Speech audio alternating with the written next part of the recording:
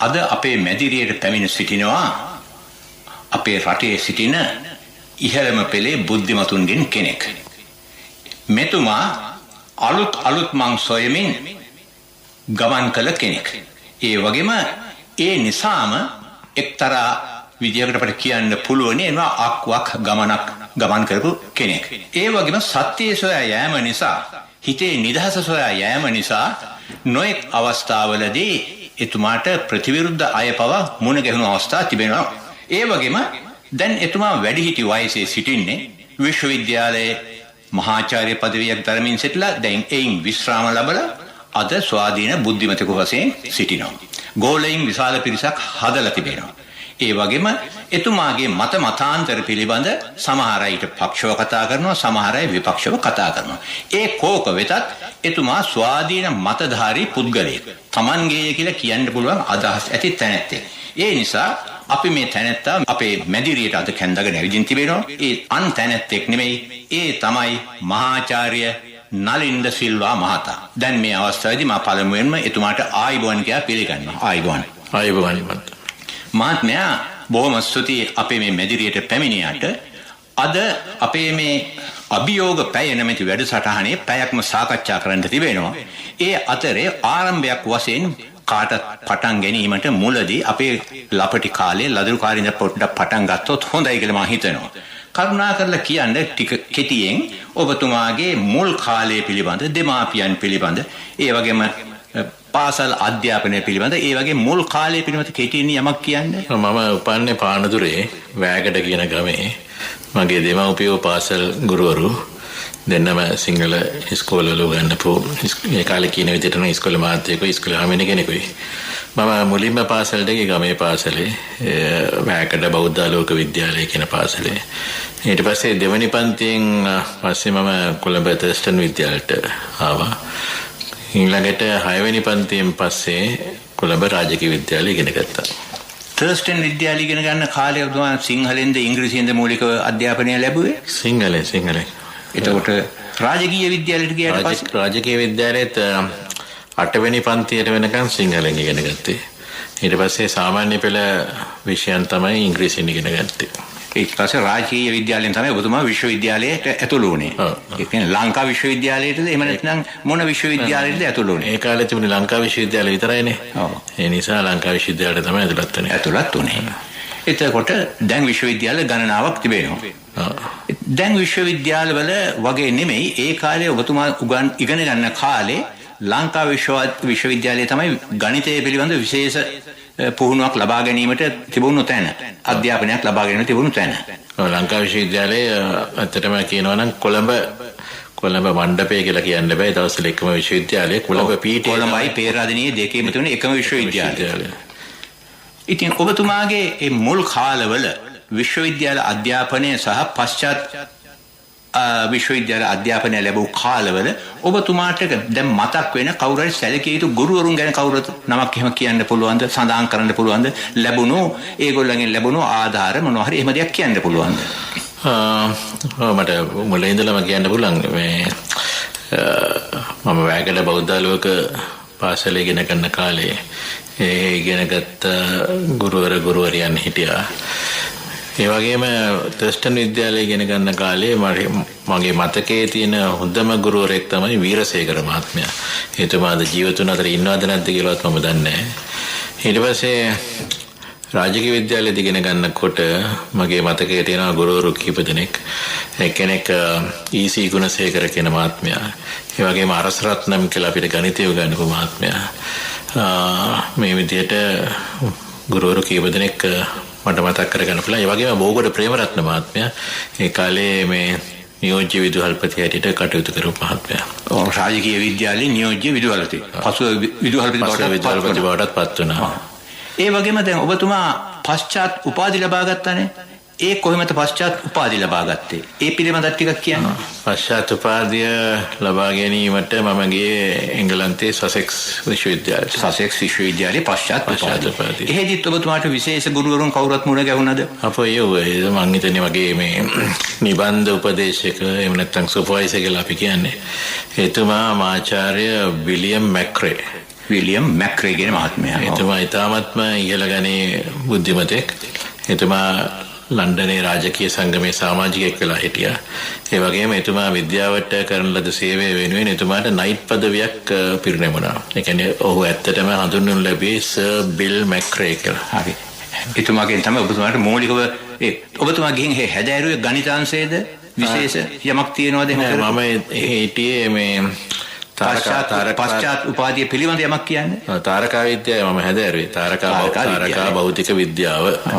එතකොට එහෙත් තිබුණා ඒ දවස්වල පිහිටවලා තාරකා විද්‍යා මධ්‍යස්ථාන එහෙම නැත්නම් ඇස්ට්‍රොනොමි සෙන්ටර් කියලා එකක්. ඒකේ තමයි මම ශිෂ්‍යෙක් හැටියට හිටියේ. ඉතින් එතන සායන පිරිසක් හිටියා මේ පර්යේෂණ කටයුතු දෙන මහාචාර්ය බිල් මැක්‍රේ තමයි ප්‍රධානියා. නමුත් වගේම තවත් ගුරුවරු කීප දෙනෙක්ම හිටියා. ඊටමත්ම ඉහළ ගණේ ගුරුවරු. ඒ වගේම අපිට පුළුවන්කමක් තිබුණා ඒ දවස්වල. ඒ කිට්ටුව තමයි ග්‍රීනිච් නිරීක්ෂාගාරය තිබුණේ. සසෙක්ස් කිට්ටුව, සසෙක්ස් විශ්වවිද්‍යාලයේ කිට්ටුව. ඉතින් සාමාන්‍ය මාසිකට විතර සැරයක් අපි යනවා සම්මන්ත්‍රණ සඳහා. එතන ගියාමත් එතනත් හිටියා දක්ෂ ගුරුවරු නිරීක්ෂකයෝ. ඒත් ඇසුරු කිරීමේ වාග්යමත් ලැබුණා. ඉතින් ඇසුරු කිරීම නිසා ඔබතුමාගේ චරිතය හැඩගැහිලා ඉන්නේ දැනුම් වර්ධනයට උපකාරී වුණු කවුරුහත් එහෙම ඉන්නවා එහෙම කියන්න පුළුවන්ද? ඔව් නෑ මම හැමදෙස්සෙම මතක් කරන පුද්ගලයා තමයි මගේ මහාචාර්යවරයා බිල් මැක්‍රේ, විලියම් මැක්‍රේ කියන තැන නැත්නම් එතුමා මට හුඟක් දේවල් ඉගෙනුවා ඇත්තටම. හුඟක් දේවල් කියන්නේ මේ තව මොනවද ඉගෙනුවේ? ඉංග්‍රීසි ඉතිහාසය ගැන. ඒ සමාජයට අදාළ දේවල් ඉස්කෝලේ අපි ඉංග්‍රීසි ඉතිහාසය ඉගෙනගෙන තිබුණා.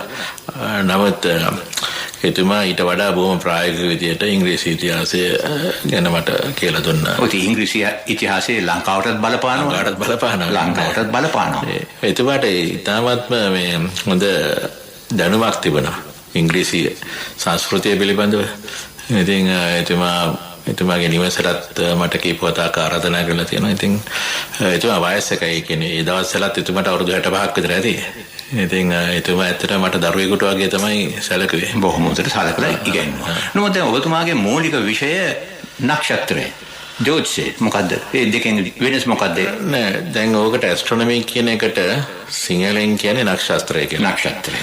ජෝතිෂය කියන්නේ මොකද්ද? ජෝතිෂය කියලා කියන්නේ ඔය මේ අපි ඒකත් වැදගත් දෙයක් තමයි ජීවිතේට ආලෝකයක් වෙන ශාස්ත්‍රයක් කියන එක තමයි ජෝතිෂ් කියන්නේ. ආලෝකය කියන්නේ ජෝතිෂ්. ඉතින් නක්ෂත්‍රය කියන එක එහෙම නැත්නම් ඇස්ට්‍රොනොමි කියන එකෙන් ඇත්තටම බලාපොරොත්තු වෙන්නේ ඔය අවකාශයේ එහෙම නැත්නම් මේ හිඳලා සක්වල කෙලවරට ගෙමුකෝ. එතෙන්ට වෙනකන් තියෙන කෙලවරක් තියෙනවනේ.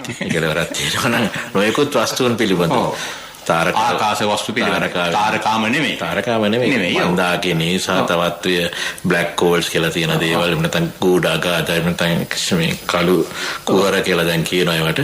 මේ වගේ දේවල් ගැන අධ්‍යයනය කිරීම. ඉතින් මමත් ඒ කළු කුහර ගැන අධ්‍යයනය කරුවා යම් කාලයක්.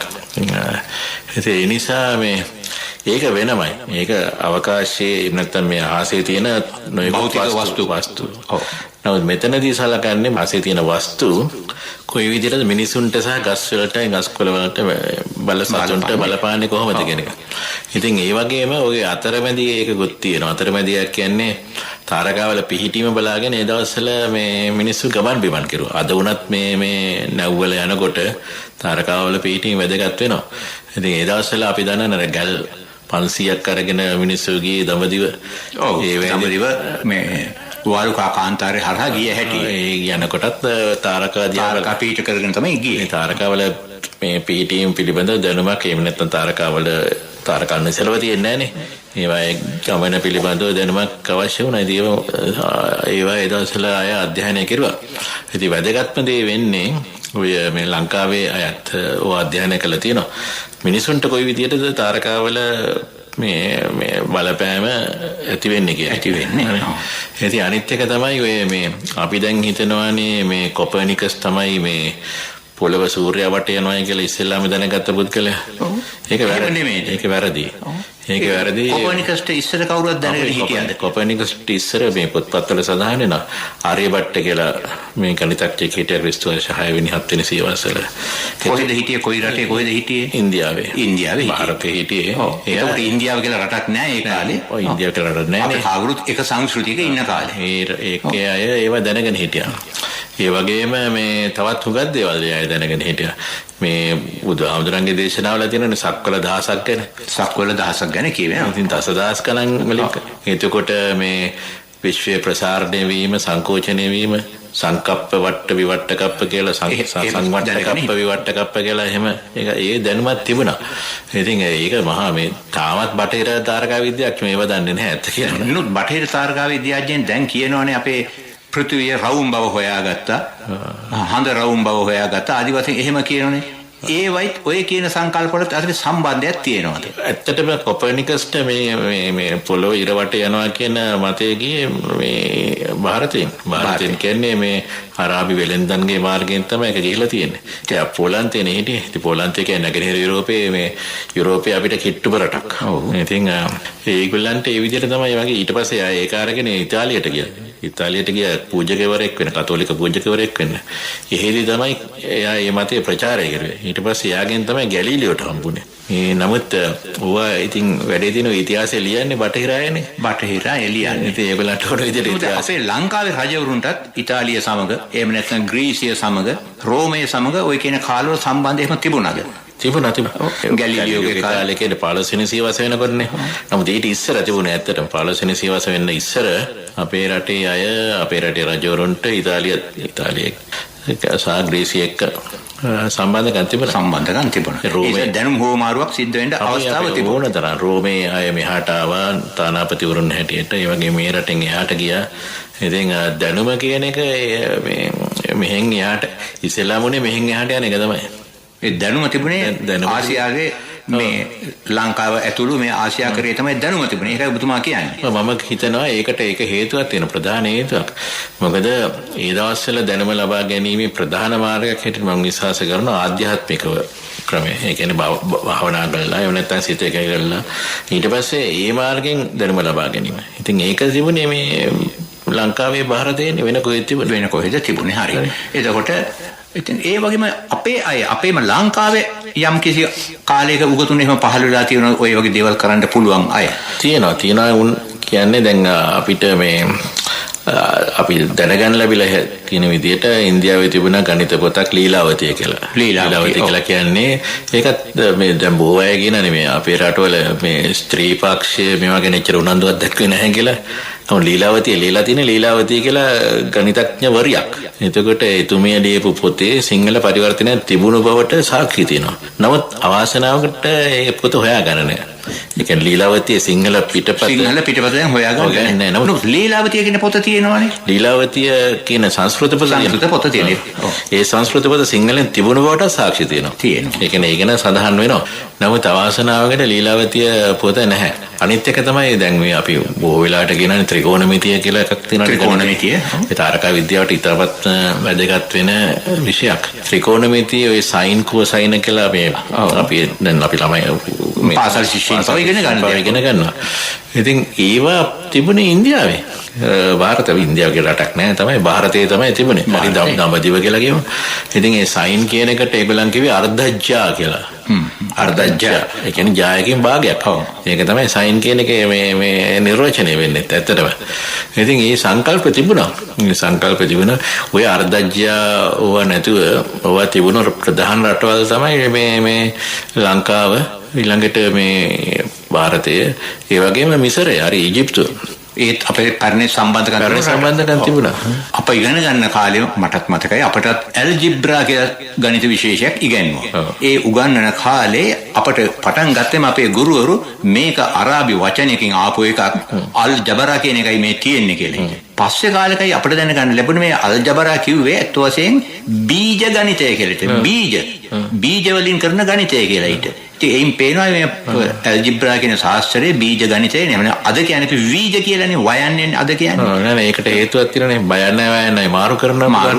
දැන් විහාර කියන එක දැන් අද බිහාරනේ කියන්නේ. අද කියන්නේ බිහාර. ඉතින් අපේ සංස්කෘතියේ ඉතිහාසෙත් අපේ සිංහල භාෂාවෙත් බයන්නේ වයන්නේ මාරු කරනවා. ඉතින් අන්තිම මෑත කාලේ පව අපට අහන්න ලැබිලා තියෙනවා ප්‍රසිද්ධ ගණිතඥයෙක් ඉඳලා තියෙනවා නුවර යුගයේ කාලෙදී ජ්‍යොතිෂය දැනගෙන හිටපු ගණිත ශාස්ත්‍රය දැනගෙන හිටපු එහෙම කතාවල් අහන්න ලැබිලා තියෙනවනේ. අපෝයෝ දැන් බර්ණ ගණිතඥයා බර්ණ ගණිතය කියලා සාමාන්‍ය විවහාරයේ කියවෙන පුද්ගලයා අන්තිම දක්ෂ ගණිතඥයෙක්. ගණිතඥයෙක්. එතුමා අර මේ එක්තරා අවස්ථාවක මෙන්න මේ පුළුන් කැලලක් අරගෙන දික් කළා කෝටුවක් මාගෙන් එතන දික් කරොත් එහෙම එක ගිනි ගන්නවා කියලා. ගිනි ගන්නවා. අනේ ඒක පෙන්නලක් තියෙනනේ.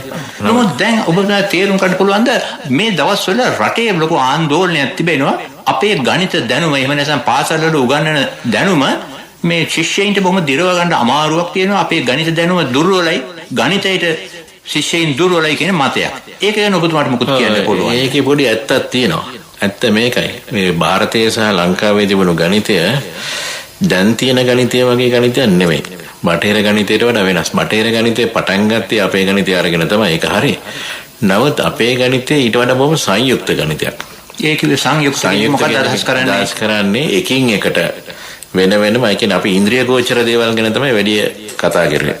දැන් සයින් ගත්තත් අර්ධජ්‍යා කියලා කිව්වත් ඒකෙත් අපිට ඒක හිතට පේනවා. මවා ගන්න පුළුවන්. නමුත් ඒ වගේම අපේ ඉන්ද්‍රිය ගෝචර කියන එක මම අදහස් කරන්නේ මේ පංචේන්ද්‍රිය පමණක් නෙමෙයි ආධ්‍යාත්මිකව මනසට ගෝචර වෙන දේවලුත් මොකද මනසත් අපේ සංස්කෘතියේ තවත් ඉන්ද්‍රියක්. ඔව් ඒ මනසත් ඉන්ද්‍රිය පංචේන්ද්‍රිය වලට අමතර තවත් ඉන්ද්‍රියක් තියෙනවා කියලා කියන්නේ. ඉතින් ඒ ඉන්ද්‍රියත් පාවිච්චි කරලා අපි හුඟක් දේවල් දැනගත්තා. නමුත් අද වෙනකොට බටහිර ගණිතඥයෝ ඒක සම්පූර්ණයෙන්ම වගේ වියුක්ත දෙයක් බවට පත් කරගෙන තියෙනවා. ඒ කියන්නේ අපිට දැන් අපි සරල රේඛාවක් කියලා කිව්වහම අපේ සාමාන්‍ය හිත වලට මෙවෙන්නේ අපිට අඳින්න පුළුවන් දෙයක් හැදෙන්නේ. ඔව් කඩදාසියක අපි අඳින්න පුළුවන් රූපයක් ඒක. නමුත් හරි සරල රේඛාවක් අඳින්න බෑ. හරි සරල රේඛාවක් අඳින්න බැරි මොකද ඒකට තියෙන දිගක් පමණයි. පළලක් හෝ ඝනකමක් හෝ නැත. එතකොට පළලක් හෝ ඝනකමක් හෝ නැති සරල රේඛාවක් අඳින්න නම් අපේ ගුරුවරු ඒ දවස්වල කියනවානේ පුළුවන් තරම් පැන්සලේ උල් කරගන්න. නමුත් කොයිතරම් උල් කරගත්තත් සරල රේඛාවක් අඳින්න. එතකොට පළලක් තියෙනවා. රේඛාවේ පළලක් තියෙනවා. ඉතින් සරල රේඛාවක් අඳින්න පුළුවන් එකම විදියටයි සුඩක් නැති පැන්සලකින් පමණයි. ඉතින් ඒ කියන්නේ ඒක අපි අභූත වස්තු අන්නේ අභූත වස්තුන් පිළිබඳ අධ්‍යයනය අපේ මනසින් අපිට ග්‍රහණය කරගන්න බැරි නම් අපි ඒක කෙරුවේ නැහැ. ඒ නිසා අපේ ගණිතය සහ අපේ සම්පූර්ණ දැනුම මම කියන විදිහට ඒක බොහොම සංයුක්ත දැනුමක්. දැන් තවත් උදාහරණයක් මම කියන්නම් ඔක තේරුම් ගන්න විදිහ. දැන් මේ පයිතගරස් ප්‍රමේය කියලා ප්‍රමේයක් තියෙනවානේ. ඔව් පයිතගරස් ඍජු කෝණී ත්‍රිකෝණයක මේම කර්ණයේ දිගේ වර්ගය අනිත් පාද දෙකේ වර්ගවල එකතුවට සමානයි කියලා. ඔය ප්‍රමේය දැන් බටහිර අය සාධනය කරන්නේ ඕනෑම ඍජු කෝණී ත්‍රිකෝණයකට කියලා. ඕනෑම කියන වචනේ දමනවා. ඔව් ඒ විශේෂණ පදයක් තියෙනවා ඕනෑම. ඒක වැදගත්. දැන් අපේ සංස්කෘතියේ ඕනෑම කියන වචනේ තිබුණේ නැහැ. අපිට ඔය මොකද තිබුණේ අපි ඕනෑම කියන අදහසෙන් සියලුම කියන මොකක් ගත්තත් දැන් අපිට තිබුණේ අහවල් විලේ විවුරේ සිට අහවල් තැනකින් තියෙන වූ නෙළුම් මලක් ඒකේ උඩ ගත්තොත් එහෙම නෙළුම් මලට වතුරෙනුත් යම් කිසි ප්‍රමාණයක් උඩට එනවනේ උඩ තියෙන්නේ. එතකොට අන්නේ වැනි මලකට විවුරේ සිට ඇති දුර හොයන්න මෙන්න මේ වගේ සූත්‍රයක් අපිට තිබුණා. දැන් මේ සූත්‍රය මලින් මලට වැවෙන් වැවට ඉවුරෙන් ඉවුරට වෙනස් වෙනවා. අර ඕනෑම කියන මෙතන තමයි වැදගත්ම දේ. ඕනෑම කියන සංකල්පය අපේ සංස්කෘතියේ තිබුණ සූත්‍ර ගණනාවක් තිබුණා. මේවට කියන්නේ සූත්‍ර කියන්නේ මේ සූත්‍රයක් කියලා කියන්නේ මේ අහපු දෙයක් කියන එකනේ. ඉතින් මේ මෙන්න මේ විදියට මේ මල් තියෙනකොට මෙන්න මේ විදියට තමයි මේක ගණනය කරන්නේ කියලා සූත්‍ර. නමුත් අර මේගොල්ලන්ගේ අර වියුක්ත දැනුමනේ වියුක්ත දැනුම ඕනෑම ත්‍රිකෝණයක ඕනෑම ඍජු කෝණී ත්‍රිකෝණයක කර්ණය කියන අන්නේ සංකල්පයට එන්නට තරමක අමාරුවක් තිබුණා. ඕක මම කියන්න මේ මම වෙන ටිකක් අධ්‍යයනය කරලා තියෙන නිසා මට පොඩ්ඩක් තව ඔබතුමාට මේක කියන්න හොඳම පුද්ගලයා. තව පොඩ්ඩක් ඔය ගැන කාරණා කියනවා නම් අපේ සිංහල භාෂාවේ ඒ වෙනස තියෙනවා. දැන් අපේ ළමයින්ට බොහෝ වෙලාවට මේ ප්‍රශ්නයක් වෙන එකක් තමයි ඉංග්‍රීසි භාෂාවේ දැන් අපි බල්ලා කියනවානේ. බල්ලා කියන බල්ලෙක් කියනවා. ඔව්. බල්ලා කිව්වම අපි කියන්නේ අපි දන්න බල්ලෙක්. නැන්දලා ගෙදර බල්ලා. එහෙම නැත්නම් අපේ ගෙදර බල්ලා. එහෙම නැත්නම් දාන හඳුනන බල්ලෙක්. බල්ලෙක් කියලා කියනවා අපි අනිත් බල්ලෙකුට. හොඳයි.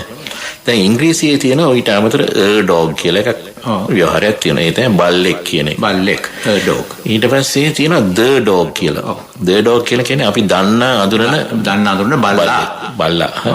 නමුත් ඩොග් කියලා දෙකක් තියෙනවානේ. ඩොග් ද හරි හරි නැතුව දැන් ඒ ඩොග් කියලා කියන්නේ අර වියුක්ත බල්ලා. ඒ සඳහා සිංහල භාෂාවේ අපිට වචනයක් නැහැ. වචනයක් නැත්තේ අපිට එහෙම අපි මේ වියුක්ත දේවල් ගැන අපි කතා කරුවේ නැහැ.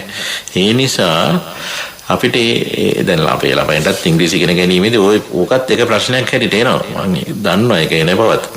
ඉතින් ඒ නිසා දැන් අපි ඒ වියුක්ත මිනිස්සු නෙමෙයි.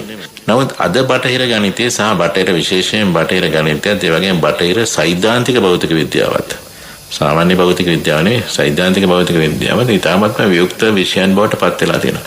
ඉතින් ඒවා ඉගෙන ගැනීමේදී සිංහල ළමයිට විතර නෙවෙයි මේ ආසියාවේ ඉන්න ඔක්කොම ළමයිට ආසියාවට තියෙන පොදු ප්‍රශ්නයක්. මේ වියුක්ත බව අපිට මේ ඉංග්‍රීසීන්ට එහෙම නැත්නම් විශේෂයෙන්ම නැගෙනහිර යුරෝපයට තරම් නැතිකම.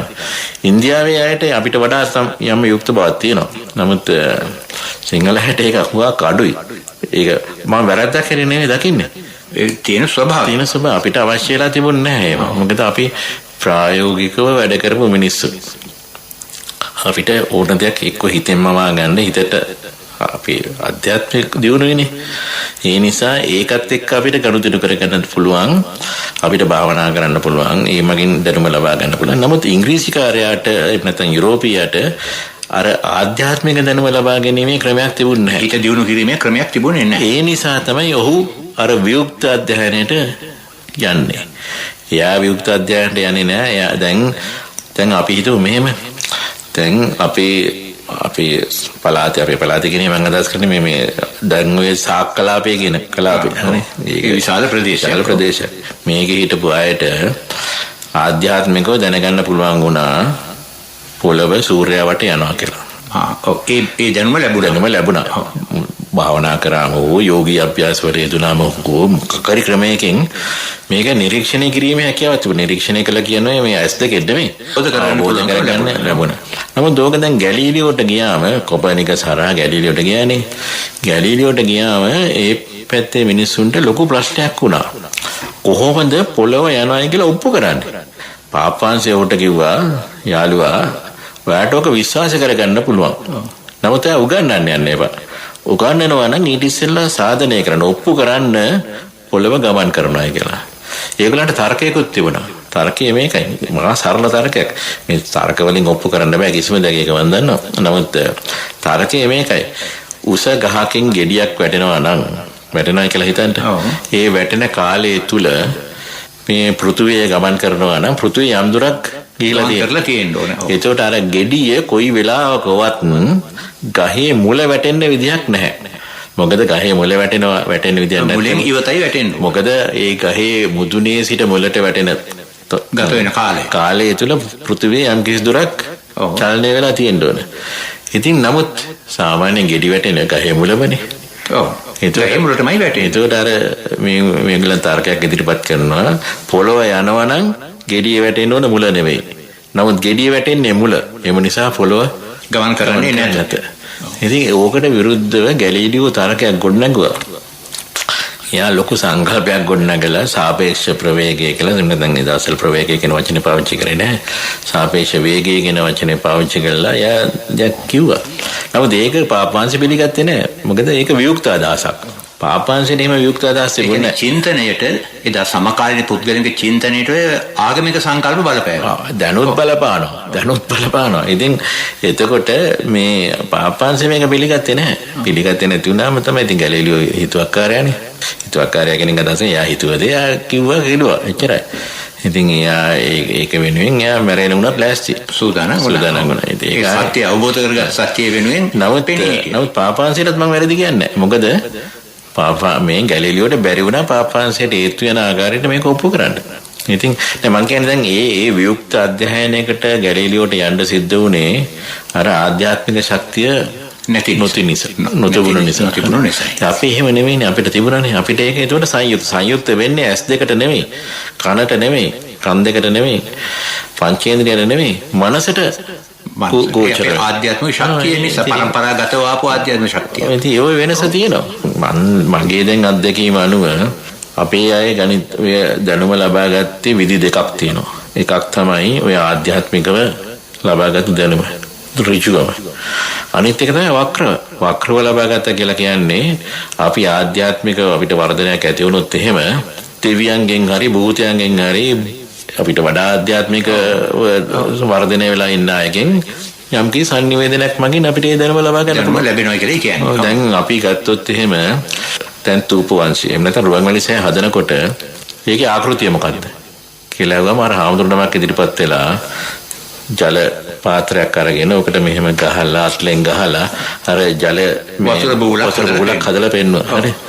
දැන් ඒ වගේ දේවල් ඒ හාමුදුරුවන්ට කොහොමද හම්බුනේ? හාමුදුරුවන් දැනගෙන හිටිය ඉංජිනේරු ශිල්පේ මොකද්ද? දැන් මම හිතන්නේ ඒ හාමුදුරන්ට ආධ්‍යාත්මිකව ලැබිච්ච දෙයක්. එහෙම නැත්නම් දෙවියන්ගෙන් ලැබිච්ච දෙයක්. නෑ වතුර බබුලක් ඇති කරන්න තියෙන විශේෂ ආධ්‍යාත්මික ශක්තියක් ඕන කරන්නේ නෑ. වතුර බබුලක් ඇති කිරීම නෙවෙයි එතන ප්‍රශ්නේ. ඒ ව්‍යුහය එතන දරා ගන්න පුළුවන්ද කියන එක. ඕක වතුර බබුල ඒ පිළිම කැඩලා යනවානේ. නමුත් මේ වතුර බබුල විදියට එකක් හැදුවට පස්සේ චෛත්‍යයක් නිර්මාණය කරන්න පුළුවන්ද කියන එක. දැන් මෙතනදී තවත් කාරණයක් මම කියන්නම්. දැන් මේ ළඟදී දැන් ජේතවනේ කැණීම් කරනවානේ. ඔව් ජේතවනේ කැණීම් වලදී හම් වෙලා තියෙනවා අඩි මහා බර ගන්න මට හරියටම දැන් මේ සංඛ්‍යාව මතක නැහැ. විශාල ගානක් යටට ඒකේ අතිවාරම තියෙනවා. දැන් ඔය වගේ අතිවාරම් දැකලා තියෙන තවත් එක රටයි තියෙන්නේ ඊජිප්තුව. එහෙම නැත්නම් මිසරය. පිරමිඩ් වලත් ඒ අතිවාරම් ඒ විදිහටම තියෙනවා. මම කියනවා මේ මිසරයයි අපේ චෛත්‍යය අතර ලොකු සම්බන්ධකමක් තිබුණා. මේ අතර දැනුම හුවමාරුවකුත් තිබුණා. ලංකාවේ ඉතින් ජේතවනේ මේ දවස්වල ගඩොල් විශාලම ගඩොල් චෛත්‍ය ගොඩනැගිලානේ. ඉතින් මේවා ආවේ මේ දැනුම ලැබුණේ ආධ්‍යාත්මිකව කියන එක එක්ක දෙවියන්ගෙන් වෙන්න පුළුවන්. මට මේකට උදාහරණයක් තියෙනවා. මේ ඉතා මෑත අවුරුදු 2කට ඉස්සෙල්ලා ඔය රජරට වකුගඩු රෝගයට හේතුව හැටියට අපි ආසනික් හේතුව නෙමෙයි හේතු එක හේතුවක් හැටියට ආසනික් බව අපි දැනගත්තේ දෙවියන්ගෙන්. මම ඒක පැහැදිලිව කියනවා. ඒක නිර්භය කියනවා. දැන් ඒක ලෝක සෞඛ්‍ය සංවිධානයත් පිළිඅරගෙන තියෙන යම් ප්‍රමාණයකට. නෝ දැන් ආසනික් කියලා කියන්නේ සිංහලෙන් පාසානන් කියන්නේ බරපතල විස ද්‍රව්‍ය. ඉතින් අපි පාසානන් කියන සතවර්ෂ ගණනාවක් තිස්සේ අපි දන්නවනේ. නේද? දන්නේ ඒක හරි. නමුත් මේ වකුගඩු රෝගයට හේතු මේ ඉංග්‍රීසි වෙදකමේ එහෙම නැත්නම් බටහිර වෛද්‍ය විද්‍යාවේ කොහෙත්ම කියන්නේ ඒකලට දැනගෙන තිබුණේ නැහැ. කී අවුරුද්ද වෙනකම්ම මේ වකුගඩු රෝගයට හේතුව මොකක්ද කියලා. මම දැනගෙන හිටියේ නෑ. ඒකට කිව්වෙත් ඒක හේතුවක් නොදත් වකුගඩු රෝගයක් කිව්වේ. ඊට පස්සේ අපි තමයි කිව්වේ අපි කියන්නේ මම නෙවෙයි මේ දෙවියන්ගෙන් ලබාගත් දැනුම අනුව අපි කිව්වේ මේක මේ ආසනික් තියනවා කියලා. ඒක කිව්ව තැනැත්තිය මේ මහත්මිය කිසිම වෛද්‍ය විද්‍යාවක් දන්නේ කෙනෙක් නෙමෙයි. බටහිර වේවා පෙරදිග වේවා වෛද්‍ය විද්‍යාවක් නොදන්න ගැහණු කෙනෙකුයි මේක ගැහණු කෙනෙක් කිව්වේ. එයාට sannivedanaya කෙරුණා.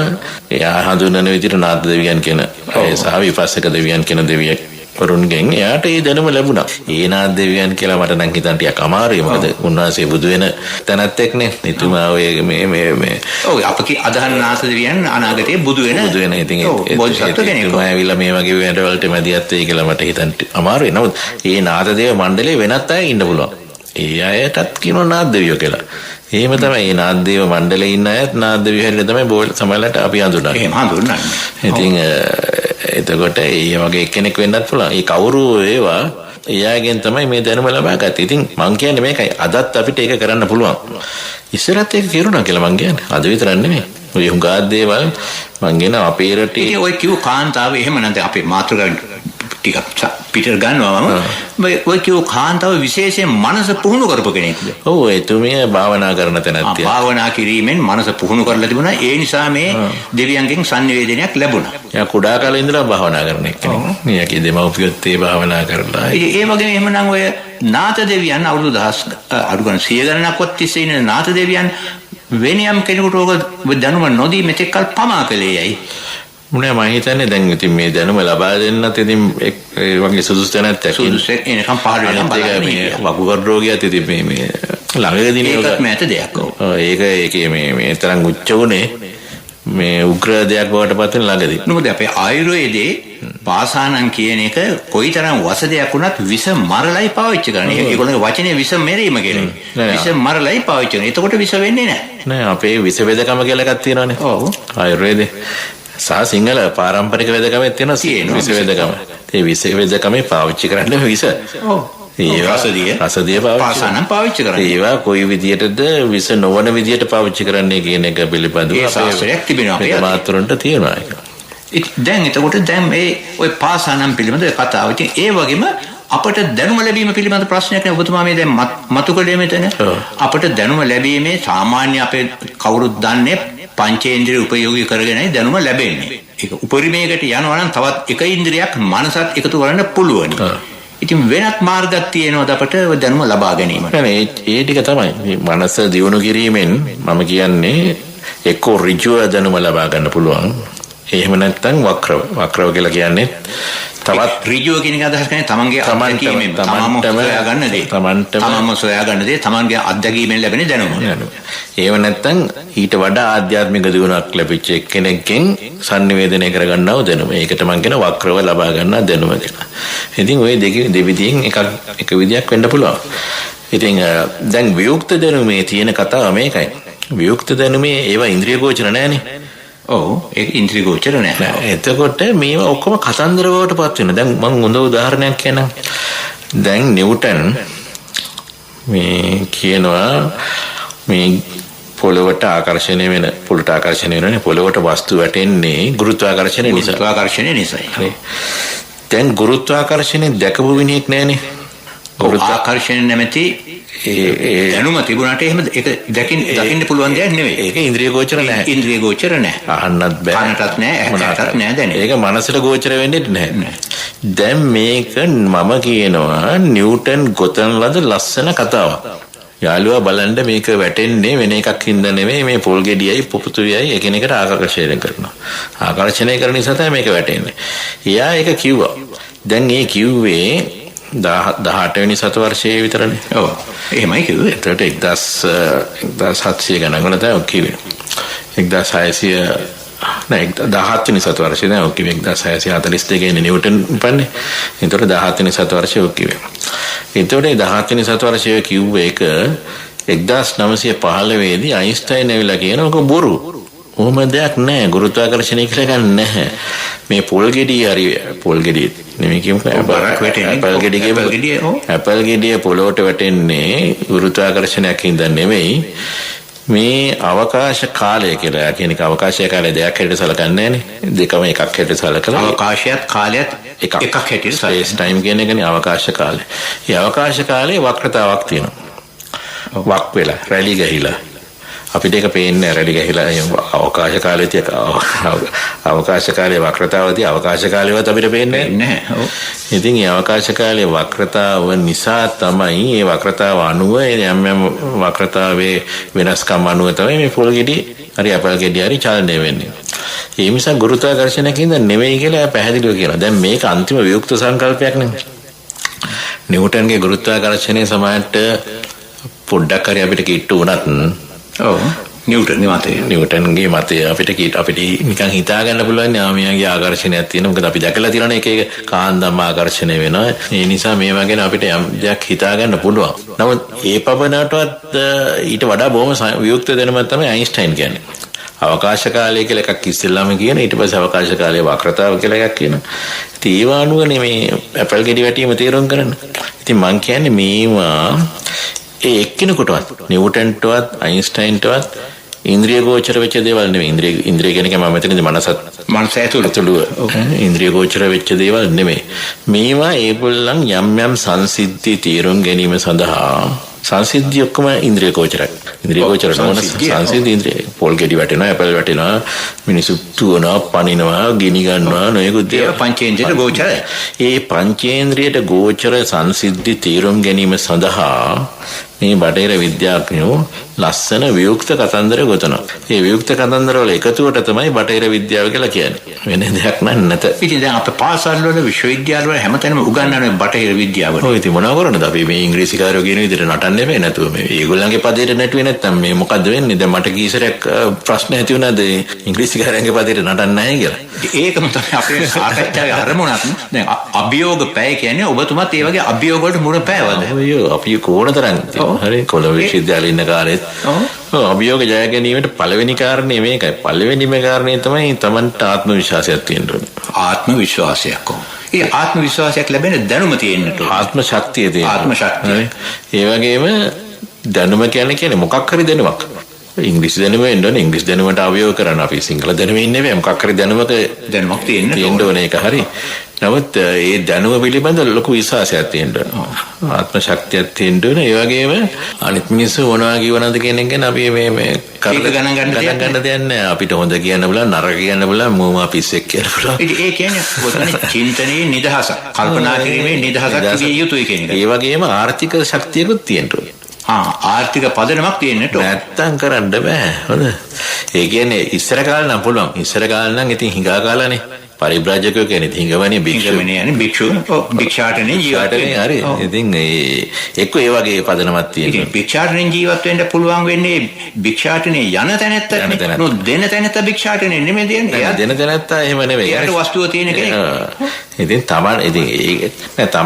තමන්ට පුළුවන්කමක් තියෙනවා නම් මේ පිඬුසික හරි මොකක් හරි කියලා ජනතාවගෙන් ජීවත් වෙන්න පුළුවන්කමක් තියෙනවා නම් ඒක එහෙම නැත්නම් මොකක් හරි ආර්ථික හයියක් තියෙන්න ඕනේ. ආර්ථික හයියක් කියලා කියන්නේ ධර්මපාලතුමාට තමන්ගේ සහෝදරයාගේ ආර්ථික හයිය තිබුණා. හරි. ඒ වගේ මොකක් හරි ආර්ථික පදනමක් තියෙන්න ඕනේ. ඉතින් එහෙම නැතුව බෑ. ඊළඟට හිතේ හයිය තියෙන්නට ඕන. ඔව් හිතේ හයිය ලොකුට තියෙනවා. නැත්තම් කොහොමද මේ අනිත් අයකින් එන අභියෝග වල ජය ගන්න. ඉතින් මටත් ආර්ථික හයියක් තිබුණා. මම නැහැ කියන්නේ. ඒ ආර්ථිකය තමයි මගේ භාර්යාවගේ ආර්ථිකය. භාර්යාව රස්සාවක් කරුවානේ. රස්සාවක් තිබුණා. ඒ වැටුපෙන් ජීවත් වෙනවා. ඔව් ඒ වැටුපෙන් ජීවත් වෙනවා.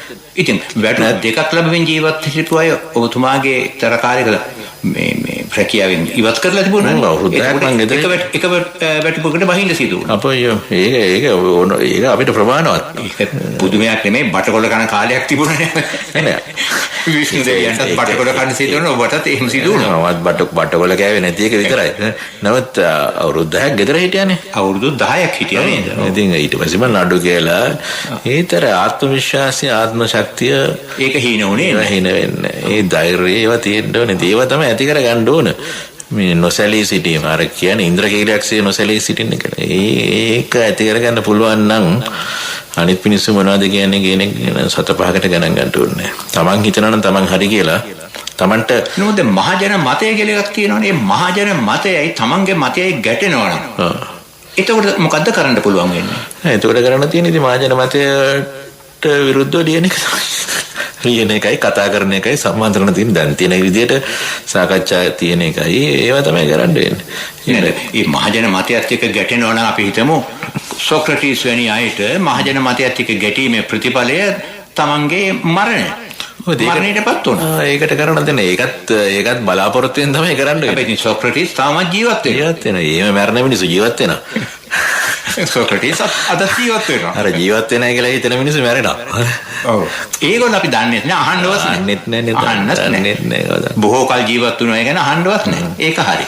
එතකොට මෙහෙම දැනුම් ලබා ගැනීම නිසා දැන් මේ ලබාගත් දැනුම ඔබතුමා ලබාගත් දැනුමයි වර්තමානයේ රටේ උගන්වන නම් ප්‍රචලිත දැනුමයි අතරේ ගැටුමක් තියෙන බව පේනවනේ. ගැටුමක් තියෙනවා. ඔව් ඒකට මොකද්ද දෙන්න පුළුවන් විසඳුම? විශේෂයෙන්ම ඔබතුමා වැනි උපරිම වයසට ආපු කෙනෙක්, වයස මෝර්පු කෙනෙක්, විශ්වවිද්‍යාලවල පරිණත වයස මේ ඉගෙනීම පළපුරුද්ද ලැබූ කෙනෙක්, රට රාජ්‍යවල ඇවිදලා පළපුරුද්ද ලැබූ කෙනෙක්, පොතපත කියවලා බැලූ කෙනෙක්. ඒ නිසා ඒ ලැබූ දැනුම අනුව ඔබතුමාට මොකද්ද කියන්න දෙන්නේ අපේ රටේ තියෙන කෙටියෙම කියන අධ්‍යාපනය ගැන, දැනුම මෙදීම ගැන, දැනුමේ sannivedanaya ගැන මොකක්වත් කියන්න දෙයක් තියෙනවා. ඔව් ගොඩක් දේවල් තියෙනවා. මේ කෙටි කාලය තුළ මම ඉතාමත්ම කෙටියෙන් කියන්නම්.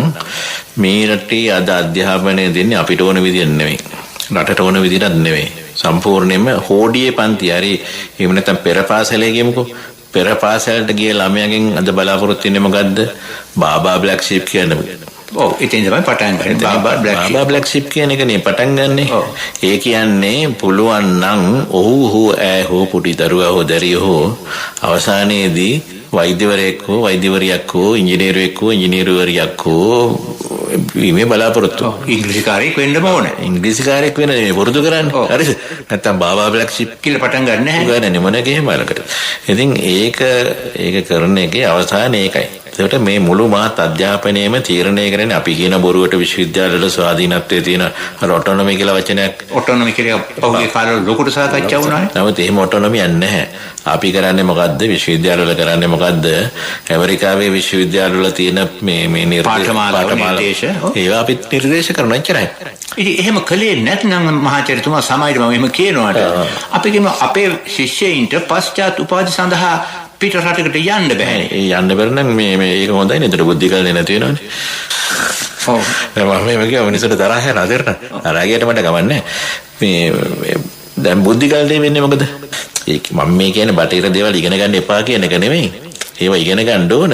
නමුත් ඒවා ඉගෙන ගන්න අපිට ඕන විදිහට අපේ අවශ්‍යතාව අනුව අපේ දැනුම ඉස්සෙල්ලා ලබා ගන්න ඕන. අපේ දැනුම ලබාගෙන ඒක මත පදනම් වෙලා තමයි බටහිර දැනුමක් ලබා ගන්න. අපේ දැනුම ලබා ගන්න කොහොමද? කොහෙද අපේ දැනුම තියෙන්නේ? නෑ අද ඒක කරන්න බෑ. මම මේ කියන්නේ අද වෙන වැඩක් නෙමෙයි. තව අවුරුදු 50කින් 100කින් වෙන වැඩක් ගැන මේ කතා කරන්නේ. අපි මේ කතා කරන්න ඕන මේ අද වෙන දේවල් අද මේ එදා වේලටුවස් නෙවෙයි අපි. ඔව්. හරිද? අපි මේ අද කෑවා දවල්ට කෑවා දැන් අනාගතය ගැන මේ කියන්නේ. අපි කතා කරන්නේ අවුරුදු 50ක් නැත්නම් 100ක් යහ පැත්ත ගැන. එතකොට එදා වෙන්නට අපි අපේ දැනුමක් අද ඉඳලා පොඩ්ඩ හරි මේවා කරන්න ඕනේ. ඉතින් මේ අවුරුදු 25ක් තිස්සේ අපි කෙරුවනේ යමක්. ඒකේ යම් ප්‍රතිඵල තියෙනවනේ දැන්. නැතුවත් නෙමෙයි ලොකු ප්‍රතිඵලයක් නෑ. නමුත් මම කියන ඕක ටිකක් කල් යනකොට ඕවා ළමයි කොහොම වෙතත් මේක තරුණ භාවයට එනකොටත් මේකට යම් ටික දෙනකොට හරි මේවා තේරෙනවා. නමුත් දැන් මට නම් තියෙන ප්‍රශ්නයක් හිට ඔබතුමාගේ අහන්න කැමති මෙන්න මෙහෙම දෙයක්. අපේ රටේ දැන් මේට අවුරුදු දැන් 20ක් 25ක කතාවක් ඔබතුමා කිව්වනේ. 20ක් 25කට කලින් එක්තරා ප්‍රමාණයකට හිටියා අපේ කියන්න පුළුවන් නායකයින් බහුශ්‍රතයින් දැනුගත් අය කියලා පිරිසක් හිටියා. දැන් එහෙමයි රටේ හොයාගන්න නැති තත්ත්වයකටපත් වෙලා තිබෙනවා. ඒකට මොකද හේතුව? ඒකට හේතුව විද්‍යාලංකාර පිරිවෙන්නේ නැති කිරීම. පිරිවෙන්නේ නැති කිරීම. ඒක තමයි එකම හේතුව. එතකොට ඒ පිරිවෙන්නේ නැති කළා නෙමෙයි පිරිවෙන්නේ විශ්වවිද්‍යාල බඩපත් කළා. ඔය ඒක තමයි පිරිවෙන්නේ නැති කරලා බටහිර ආකෘතියක් ඇතෙන්න ගෙනලා ගැහුවා. ඉතින් බටහිර ආකෘතියත් එක්ක පිරිවෙන්නේ නැති වුණා. දැන් මම ඉගෙනුවේ ඉතින් අන්තිමට ඉගෙනුවේ කලින් විශ්වවිද්‍යාලනේ. ඒක විද්‍යාලංකාරයක් නෙවෙයිනේ දැන්. මොන විදියට බැලුවත් විද්‍යාලංකාරයක් නෙවෙයි. ඒ කියන්නේ අපේ ධර්ම ශාස්ත්‍ර උගන්වන්නේ නැහැ නෑ කිසිම දෙයක් උගන්වන්නේ නැහැ. අපි සිංහල බටහිර ධර්ම ශාස්ත්‍ර උගන්වනවා අපේ දේවල් උගන්වන්නේ නැහැ. සිංහල උගන්වන්නේ ඉංග්‍රීසි කාර්යයට ඕන විදියට. සාහිත්‍ය විචාරය උගන්වන්නේ මේ මාටින් වික්‍රමසිංහ මහත්මයා මේක කාපු මිනිහෙක්නේ මොන වුණත් තේරුණාද? ඒ කියන්නේ ඔහු තමයි කෙටි කතා සහ නවකතා බටහිර විදියට උගන්වලා අපේ ජාතක කතාවෙන් ඈත් කරන්න මුල පුරපු එක්කෙනෙක්. හරි. ඉතින් මේගොල්ලන්ගේ යා විශ්වවිද්‍යාලේ හිටියද නැද්ද කියන එක නේ ප්‍රශ්නේ. නමුත් අපේ පියදාස සිරිසේන උන්නයට ගහලා නැති කළා. ඒ කියන්නේ අපිට ඕන විදියට අපේ සංස්කෘතියට අදාළ වෙන විදියට යමක් කියපු මිනිස්සු ඒගොල්ලන් හොඳ නවකතාකාරයෝ නෙවෙයි මේකේ සාහිත්‍යයක් නැහැ කියලා සරච්චන්ද්‍ර උන්නෑලා මාටින් වික්‍රමසිංහ උන්නෑලා එක්ක වෙලා ගැහුවා. ඉතින් ඒ විදියට ගිහිල්ලා අවසානයේදී මේ භවතරණයක් තියලා යකඩු යහඳුරගෙන් මතට. ඔව් ලොකු පිළිතුරක් දුන්නානේ භවතරණේ. ඉතින් ඒ දැන් ඒ වගේ දෙයක් වුණා හොද. ඉතින් ඔබතුමා කියන ඔය අපේ දැනුගත් පිරිස කියන අයට නම් මම ඇතුළත් කරන්නේ නැහැ. මේ සරච්චන්ද්‍ර මහත්තයවත් මාටින් වික්‍රමසිංහ මහත්මයාවත්. ඒ වුණාද ඒ පුද්ගලයන් වශයෙන් ඒගොල්ලෝ අත්හැරියත් අපිට දැන් ඇවිදින් තියෙනවානේ නවකතා, කෙටි කතා කියන සංකල්ප දෙකක් ඇවිදින් තියෙනවානේ. ඉතින් ඒ වගේ ජාත්‍යන්තර මට්ටමේ ලේඛකයන් ඉන්නවා කියලාද අපේ කවුද ජාත්‍යන්තර මට්ටමේ ලේඛකයෝ ලංකාවේ ඉන්නේ සිංහලෙන් ලියන කවුරක් කන්නේ ඔය ලියන මිනිස්සුන්ගෙන් කී දෙනෙකුට දැන් මේ සමහර පොත්පත් ඉංග්‍රීසියට පරිවර්තනය කරලා තියෙනවානේ. ඒ කියලා මේ හම්බෙලා තියෙනද සම්මාන මොනවාක්වත්. එහෙම නැහැ. ඔය ඒකට බෑ ඒකට හේතුව මේකයි. මේ අයට ඔය ඉංග්‍රීසි කෙටි කතා නවකතා මොන විදියට බැලුවත් ඒවා වියුක්ත කෙටි කතා නවකතා. උදාහරණයක් හැටියට ගත්තොත් එහෙම කම්පෙරළියේ නන්දා හරි කයිසාරවත්තේ මුවන්දිරම් හරි ඒකෙන් නිරූපණය වෙන්නේ කවුද කියලා අහුවොත් එහෙම සාමාන්‍යයෙන් කියන්න පුළුවන් ඒවකට දකුණු පළාතේ හිටපු ප්‍රභූ පවුලක් කියන්න පුළුවන්. නමුත් අපි කවදාකවත් ඒ ප්‍රභූ පවුල ගැන නෙවෙයි කතා කරන්නේ. ගුණදාස අමරසේකර මහත්මයාගේ නවකතාවක අපි හරි කෙටි කතාකාරය අපි හැමතිස්සෙම අඳුර ගන්නවානේ මේ චරිත කවුද කියලා. ඔව් අඳුර ගන්න පුළුවන්. අඳුර ගන්න පුළුවන්. අඳුර ගන්න පුළුවන්. මාර්ටින් වික්‍රමසිංහ මහත්මයාගේ නවකතාවල අඳුර ගන්න පුළුවන්. ඔව්. මේම නෙවෙයි හරි නවකතාවක් ලිව්වොත් එහෙම අඳුර ගන්න බැරි වෙන්න ඕන. අඳුර ගන්න බැරි වෙන ඒ කියන්නේ අර ඇබ්ස්ට්‍රැක්ට් වියුක්ත චරිතයක් නෙමෙයි මේ තියෙන්නේ. අපේ නවකතාවල කෙටි කතාවල වියුක්ත චරිත නැහැ. හොඳම උදාහරණය තමයි අමරසේකර මහත්තයා. අමරසේකර මහත්තයාගේ නවකතාවල වියුක්ත චරිත ඇත්තේම නැහැ. සමහරවිට ඔහුත් ඉන්නවනේ නවකතාවේ. සමහරම ඉන්නවා. ඔබතුමාත් ඉන්නවා.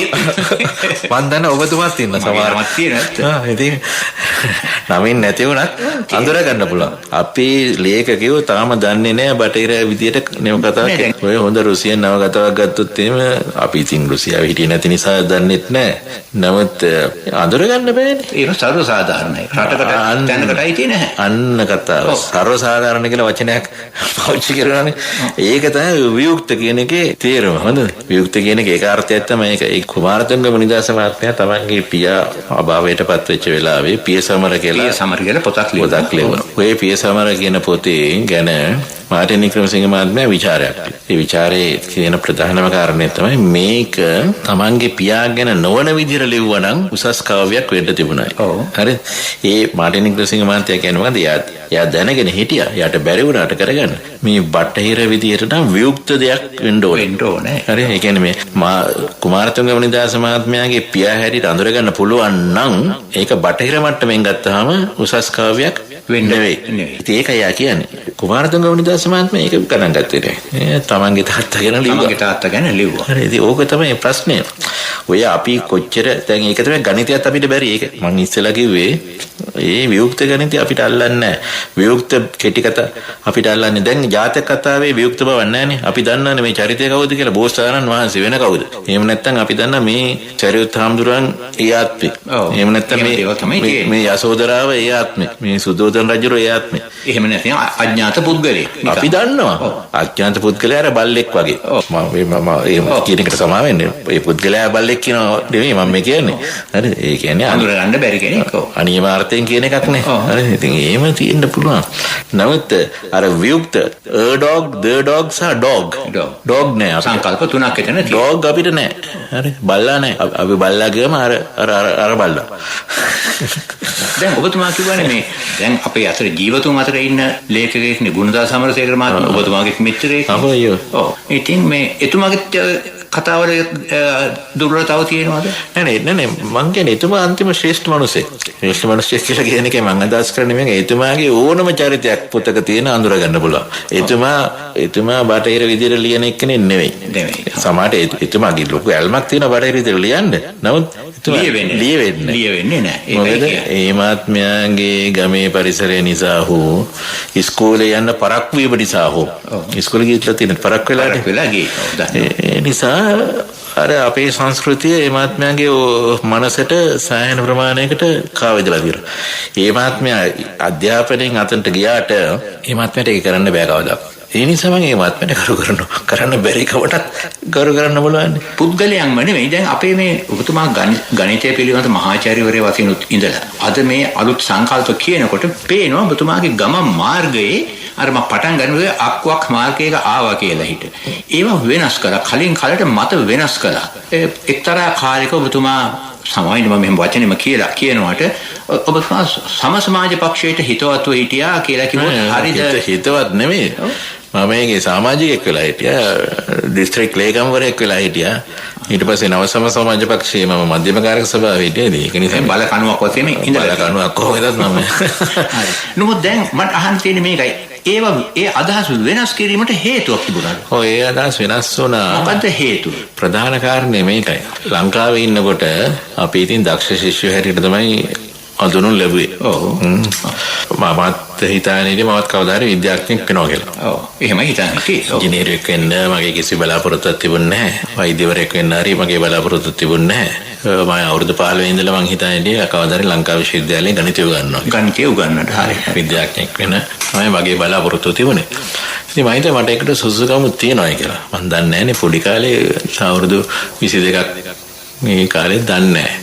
නමුත් එංගලන්තයට ගියාට පස්සේ මට තේරුණා මොකද්ද මගේ සහ මේ විද්‍යාවේ මොකද්ද ගැටුමක් තියෙනවා කියලා. නමුත් මට මොකද්ද කියලා කියන්නේ ඒක තේරෙන්නේ නැහැ. ඊට පස්සේ මට ওই ප්‍රශ්නයක් ආවා. ඉතින් මට එංගලන්තෙත් එපා වෙලා තිබුණේ මට සීතල දේශගුණ එච්චර අල්ලන්නේ නැහැ. ඉතින් ඒකයි මගේ දෙමව්පියොත් මේ විශ්‍රාම ගියා ඔය කාලේ 1970. මට ලංකාවට එන්න උනා මේ ආචාර්ය උපාධිය වැඩක් නැහැ කියලා. ආචාර්ය උපාධිය නොගෙන එන්න ඕනකම තිබුණා. පස්සේ මම අර උපදේශක මගේ ආචාර්ය මැක්‍රේට ගිහිල්ලා කිව්වා මම යනවා යන්නේ. මට PhD එක වැඩක් නැහැ. මම යනවා. මට MS එකක් හරි MPhil එකක් හරි මට ප්‍රමාණ. ඒ විශ්වවිද්‍යාලේ මේ ස්ථිර වෙන්නත් පුළුවන් ඒකෙන්. එතුමා කිව්වා නෑ ඔබ යන්න ඕනේ එහෙම. ඔබට මම ආචාර්ය පදවිය දීලා යවන්න. ඔබ ඕන තරම් වැඩ කළා තියෙනවා ඒ සඳහා කියලා. මට අවුරුදු 1කමාරෙන් ආචාර්ය පදවිය දීලා එව්වා. නමුත් මම දැනගෙන හිටියා මට මේ ඒගොල්ලන්ගේ විද්‍යාවේ හුඟක් දුර යන්න බෑ කියලා. ඉතින් ලංකාවට ආවට පස්සෙත් මම උන් ගැන කල්පනා කරා. ඒ කියන්නේ තරුණයෙකු වශයෙන් මාක්ස්වාදී චින්තනයේ ඉඳලා ඒ ගැටුමද තිබුණේ නෑ ඒත් මාක්ස්වාදී විද්‍යාව හැටිනේ දන්නේ. ඔව්. ඉතින් මං හිතුවා මං හොඳ විද්‍යාඥයෙක් වෙයි කවදා හරි. මම හොඳ මාක්ස්වාදියෙක්. මාක්ස්වාදයට විද්‍යාවක් තමයි. ඉතින් මම පක්ෂයේත් වැඩ කෙරුවා. නමුත් පක්ෂයේ යම් ප්‍රශ්න ඇති වුණා. ඒ ප්‍රශ්න ඇති වුණාට පස්සේ නව සමාජ පක්ෂය නව සමාජ පක්ෂය අපේ වික්‍රමබාහු කරුණාරත්න සහෝදරයාත් එක්ක පොඩි ප්‍රශ්න ඇති වුණා. ඒ ප්‍රශ්නත් එක්ක මම පක්ෂයෙන් අස් වුණා. ශාස්ත්‍රීය මතභේද පුද්ගලික මතභේද නෙමෙයි ශාස්ත්‍රීය මතභේද. අදත් මගේ අදනම පිළිබඳ මතභේදයක්. අදත් මගේ යාළුවෙක්. අපේ යාළුවා. ඉතින් නමුත් මතභේදයක් තිබුණා. මතභේදයක් උඩ මම පක්ෂයෙන් ඉල්ලා අස් වුණා 1980 මාර්තු මාසයේ විතර කාලේ ලොකු ලියුමක් ලිව්වම මේ මාක්ස්වාදී විද්‍යාත්මකද හරි මේක උඩ මම අස් වුණා. ඒත් මං හිතුවේ මාක්ස්වාදී වැරද්දක් තියෙන නමුත් විද්‍යාවේ වැරද්දක් නැහැ. හරි මාක්ස්වාදී වරද එහෙමයි හිතුවේ. ඊට පස්සේ මම ඔය කොළඹ විශ්වවිද්‍යාලේ කාලේ මත කොළඹ විශ්වවිද්‍යාලේ කියන්නේ උගන්වන කාලේ මට මේ ක්වොන්ටම් භෞතික විද්‍යාව උගන්වනදලා මම ආයෙ කල්පනා කරනකොට මට පේන කාරණේ තමයි මේකේ ලොකු වැරද්දක් තියෙන. වැරද්ද මොකද්ද කියන එකත් මට පේනවා. මේ කතන්දර ගොතන එක වියුක්තභාවය මේවා නිසා තමයි අපි අතර මේ ගැටුමක් තියෙන්නේ. ඉතින් ඕවා තේරුම් ගත්තට පස්සේ තමයි 1984 85 වෙනකොට මම වෙනත්ම මිනිහෙක් බවට පත් වෙලා. එක්තරා විදිහට ගත්තොත් එහෙම රූපාන්තරණයක් සිදු වුණා. කෝෂයෙන් එළියට ආවා. දැන් ඔබතුමා ස්වාධීන චින්තකයෙක් වශයෙන් හැදුනේ. මම දැන් දලබු කතාව ඉවරයි. සමනලෙක්. මම දැන් පියාඹන නිදහසේ පියාඹන. තමන් කැමති පැත්තකට යන්න පුළුවන්කම තිබෙනවා. ඔව් නෝ දැන් මෙහෙම මේ හැමතෙම ඔය මේ පියාසර කිරීම කරන්න පුළුවන්කමක් නැහැනේ. ඒ කියන්නේ නිදහස ලබා ගන්නවා කියන එක බොහොම අමාරු වැඩක්. චින්තන නිදහස ගන්න ටිකක් කරදරයි. දැන් ඔබතුමා හිතනවාද ඔබතුමාට මේ රටේ හෝ මේ ලෝකයේ හෝ අද තමන් කැමති යමක් ලියලා කියලා ජීවත් වෙන්න හිතන දෙයක් ප්‍රකාශ කරලා ජීවත් වෙන්න පුළුවන්කමක් තියෙනවා. ඒකට බාධාවක් තියෙනවා. එහෙමයි. ජීවත් වෙන්න පුළුවන් කෙනෙක්ගෙන් අදහස් කරන්නේ මම ලියන එක විකුණලා ජීවත් වෙන එක නෙමෙයිනේ. ඒ මුදල් අරගෙන ජීවත් වෙන එක නෙමෙයි මම හිතන්නේ. නෙමෙයි. ඒක මුදල් නෙමෙයි. ප්‍රචාරය කර ගැනීම පුළුවන්. ප්‍රචාරය කරන්නට පුළුවන් තාමත්. වාසනාවකට දිවයින පුවත්පතත් විදුසර පුවත්පතත් අයිරන් පුවත්පතත් මට බොහොම ආධාර කරනවා. විරුද්ධතා මැද්දේ මම කියන මතවලට බොහොම විරුද්ධ මතධාරීන් මේ සමහරවිට විදුසර පත්‍රයට බලපෑම් කරනවා මම ලිපිය නවත්තන්න කියලා. ලිපිය පළ කරේ නැත්නම් අපි පත්‍රය ගන්න නැහැ කියන තත්ත්වයට පෞගිය දවස්වල ආවා. හොඳ. ඉතින් ඒක ප්‍රශ්නයක් වුණාට නේ දැන් ඒක දේශීය ප්‍රශ්නයක් ඔය කිව්වේ. ඒක ඔබතුමාගේ මත වෙනස් කිරීමට හේතුවක් වෙනවද ඒක? මගේ මත නෑනේ මං ඉතින් මගේ දැන් මතේ තියෙනවානේ. ඒ මතේට මං ඇවිල්ලා තියෙන. ඒ මතය වැරදි කියලා මට හේතු වෙනකම් මම මේ මතේ ඉන්නවා. හැබැයි මෙහෙම එකක් තියෙනවා. මේ මතය මම කිව්වයි කියලා මට ලෝකේවත් ලංකාවේවත් පිළිගැනීමක් ලැබෙන්නේ නැහැ. ඒකත් මම දන්නවා. දැන් මට කවරදාකවත් රාජ්‍ය සම්මානයක් මගේ පොතකට ලැබෙන්නේ නැති බවත් මම දන්නවා. හරි. ඒ සම්මාන ලැබෙන්නේ නැහැ. රාජ්‍ය සම්මාන නිසා නෙවෙයිනේ මම ලියන්නේ.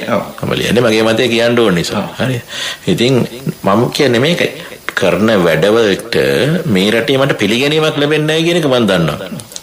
එහෙමනම් ලෝකෙ පිළිගැනීමක් ලෝකෙ කොහොමවත් පිළිගැනීමක් ලැබෙන්නේ මේ රටේ පිළිගැනීමක් ලැබෙන්නේ. එතකොට එහෙමනම් ඇයි මෙහෙම ලියන්නේ? මොකද ඒකේ අදහස?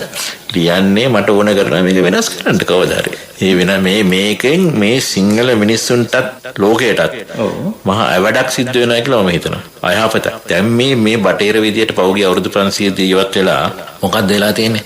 අපිට තියෙන ගුවන් විදුලිය දැන් මෙහෙම කතා කරාම ලංකාවේ ඕන තැනකට ඇහෙනවා. ඒක හරි. නමුත් ඒක ටික පරක්කු වෙලා හැන එක විතර ඉස්සර උනේ. හරි. දැන් ක්ෂණිකව ඇහෙනවා. නමුත් ඒකෙන් ඇති වැඩක් නැහැ නේ. ඒකෙන් ඇති වැඩක් නැහැ කියන්නේ දැන් පරිසරය ඔක්කොම විනාශ කරලා තියෙනවා නම් දැන් නිව්යෝක් වලටනේ වැඩියම ගහන්නේ පරිසරය. හොඳයි යෝග ගහන එක තව ටිකක් හොඳ. ඔව්. නමුත් ඔබතුමාගේ මේ මූලික හරය තිබෙන්නේ ඔබතුමා මහන්සි ගන්නේ චින්තන විප්ලවයක් වෙන චින්තන පරිවර්තනයක් කිරීමට. මොකද මම හිතනවා මේ පවත්නා චින්තනයේ දිගටම මිනිස්සු ජීවත් වුණොත් එහෙම වැඩි කල්යන් ඉස්සෙල්ලා මේ ලෝක විනාශයක් සිදු වෙනවා. ලෝක විනාශය කියන්නේ අර 2012 මනුෂ්‍යත්වයට හානියක් සිදු වෙනවා කියන එක. 2012 සිදු වෙනවා කියන එක නෙමෙයි. අර මුර්ගසං වර්ෂාවට අහු වෙනවා කියලා කියන්නේ. අන්න ඒකට අපි අහු වෙනවා. හරි. ඉතින් ඒකට අහුණාට පස්සේ මේ මිනිස්සු ඔක්කොම යන කොටා ගන්නවා හැරෙන්නට. මොකද සම්පත් සීමිතයිනේ. අපි ආසාවල් වැඩි වෙන්න මොකද්ද වෙන්නේ? සම්පත් සීමිත අඩු වෙනකොට අපි යන කොටා ගැනීම. දැන් ඔබතුමාම මීට කලකට පෙර ජාතික චින්තනය කියලා එකක් කරමින් හිටියානේ. කලකට පෙර දැනුත් කරනවා. හොඳයි. එහෙමනම් දැන් සෑහෙන වෙලාවක් කතා කළා. ඔබතුමාට බොහොම ස්තුතිවන්ත වෙනවා. හොඳ අදහස් ගණනාවක් කිව්වා. මේ අදහස අපිට හැමගේම අහන්න ලැබෙන්නේ. ඔබතුමාගේ මේ ස්වාධීන චින්තනය, නිදහස් චින්තනය තව තවත් කාලයක් චිරාත් කාලයක් කීමට අවස්ථාව ලැබේවා කියලා ප්‍රාර්ථනා කරමින් අපේ සාකච්ඡාව මේ නවත්වනවා. බොහොම ස්තුතියි ඔබතුමාට. බොහොම ස්තුතියි ඔබටත්. අද අප සමග මේ සාකච්ඡාව කළේ මහාචාර්ය නලින්ද සිල්වා මැතිතුමා. අද අභියෝගී පැය ඉදිරිපත් කිරීම ආචාර්ය හරිස්චන්ද්‍ර විජේතුංග, නිෂ්පාදනය සම්පත් සල්පිටිකෝරා. අභියෝගී පැය